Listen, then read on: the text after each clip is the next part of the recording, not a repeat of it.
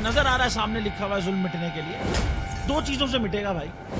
एक, अदल की कुर्सी पे जो लोग बैठते हैं ना, वो अदल के हिसाब से फैसले करने लगे। दूसरा, कौम निकल खड़ी उस जुल्म के खिलाफ, तो जुल्म खत्म हो जाएगा। या इन दोनों में से कोई एक चीज हो जाए या दोनों हो जाए। अगर 420 का मुकदमा था, उस वक्त अदलिया में जो लोग बैठे हुए केस देख रहे थे, वो पूछते ना यार चीट हुआ कौन है। जब उनको दिखता कोई चीट नहीं हुआ, केस खत्म कर देते। तो जालिम जुल्म कर ही नहीं पाता। 9 जजेस ने नोट बिफोर किया मेरे केस को यार, 1.5 साल चला। शख्सी जमानत का केस, सेम केस इस्लामाबाद में कर दिया। एक ही इल्जाम पे 2 केस हो नहीं सकते भाई। मतलब 60 दिन का वक्त होता है, 102 दिन के बाद मैं जीत गया, केस बरी हो गया, 102 दिन के बाद अपील फाइल की, एक्सेप्ट कर ली। नहीं करते ना एक्सेप्ट, खत्म हो जाता ना जुल्म यार। भरी अदालत में मुझे बरी कर दिया, फिर पता नहीं क्या हुआ, 2.5 घंटे बाद का नोट बिफोर, मैं नहीं सुनता ये केस।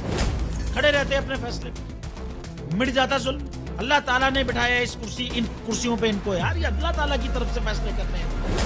तो या तो ये फैसले आएंगे, जुल्म मिट जाएगा, या कौम खड़ी हो जाएगी जुल्म के खिलाफ।